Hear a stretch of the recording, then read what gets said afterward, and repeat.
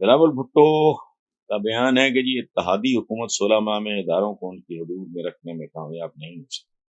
بلاول بھٹو صاحب، آپ آئندہ بھی کامیاب نہیں ہوں گے، نہ آپ کے بڑے ہوئے تھے، نہ ان کے بڑے ہوئے تھے، نہ آپ ہوں گے، نہ آگے آپ کی اولادیں ہیں۔ اس کی وجہ کہ اداروں کو ان کی حدود میں رکھنے کے لیے آپ کو اپنی حدود میں رہنا پڑے گا۔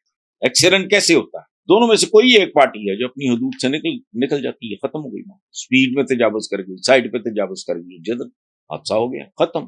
پاکستان کا سیاستدان اس قابل ہے کہ وہ اپنی حدود میں رہے؟ خائن ہیں، بددیانت ہیں، جو ایک بتائیں مجھے وہ سیاستدان جو بینک کرپٹ ہوا، سیاست میں آنے سے پہلے وہ کروڑ پتی اور پھر لاکھ پتی ہو گیا، وہ یس سے بھی نیچے چلا گیا، جو سڑک چھاپ تھے، برف خانوں کے مالک تھے، ان کی کھربوں ڈالر کی جائیدادیں ہیں، بیرون ملک پتہ نہیں ہر کانٹیننٹ میں، اور سر عام نظر بھی آتی ہیں، پھر بھی ڈھیٹ ہیں، پتہ نہیں شرم حیا کی کمی ہے یا لوگوں کی بے وقوفی پہ بڑا اعتبار ہے۔ اس سے زیادہ کیا ہو سکتا ہے؟ حدود میں اداروں کو، او بھائی یہ میری حدود ہیں یا آپ کی حدود ہیں، میں ادھر سے نکل کے بھاگا جا کے آپ سے ٹکرا گیا تو وہ اگلا پھر حدود میں رہے گا۔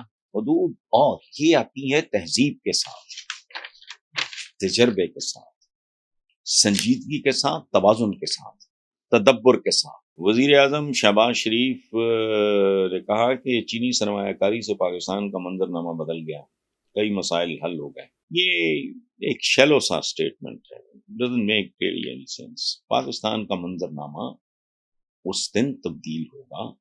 وزیر اعظم شہباز شریف کو میں ایڈمائر کرتا ہوں، محنتی آدمی ہے، فوکسڈ آدمی ہے، اور پچھلے دنوں نے ایک سٹیٹمنٹ دیا ہے جس کے لیے بہت زیادہ جرت چاہیے، ظرف چاہیے، حوصلہ چاہیے۔ یہ پاکستانی سیاست کے حوالے سے بات کر رہے تھے کہ حمام میں مجھ سمیت سب ننگے، تو ایسے آدمی کو اس سٹیٹمنٹ کے بعد تو خاص طور پہ میں بہت عزت کرتا ہوں، اس اعتراف کے لیے بہت بڑا دل چاہیے، لیکن یہ شیلو ہے۔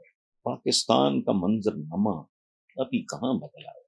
وہ کہتے ہیں نا ابھی تو پارٹی شروع ہوئی، ابھی تو پارٹی شروع بھی نہیں ہوئی، ابھی تو فلم لگی ہی نہیں، ابھی تو اس کا ٹیزر ٹوزر چل رہا ہے۔ بھائی جس سے سارے بچے اسکول میں گئے، کوالٹی ایجوکیشن اس ملک میں ہوگی، لا اینڈ آرڈر ہوگا، سیاستدان بے ایمان نہیں ہوگا، نوجوان پڑھے لکھے نوجوان بے روزگار نہیں ہوں گے، عدالتوں میں انصاف ملے گا۔ بھائی منظرنامہ، بھیک ملنے سے منظرنامے اگر تبدیل ہوتے ہیں تو شاید ذرا ہو گیا ہو وقتی طور پہ، باقی نہیں۔ It's a very shallow statement. یہ ایسے ہی ہے جیسے آپ 48 گھنٹے کے بھوکے کو ایک ٹافی کھلائیں کہ چلو منہ کا ذائقہ تو تبدیل ہو جائے گا، اور ادروائز کیا ہے؟ چینی سرمایہ کاری سے یہ کچھ نہیں۔ اس ملک کا منظرنامہ بدلنا اب لمبا کھاتا ہے، اس میں بدل گیا ہے، ادھر سے سرمایہ کاری آئی، ادھر وہ بھائی اس طرح نہیں ہوتا۔ باغ لگاتے ہو نا زیتون کا، اولیوز کا، اٹ ٹیکس ٹائم، اس طرح تھوڑی ہوتا ہے۔ بچہ ٹارزن کا بھی ہو، سیمسن کا بھی ہو، رستم کا بھی ہو، ڈلیوری ہونی ہے 9 مہینے بعد، بالغ ہونا ہے اس نے 18 سال کے بعد، اہم ہی سرمایہ کاری ہے۔ یہ نہیں، یہ بہلاوے نہ کریں۔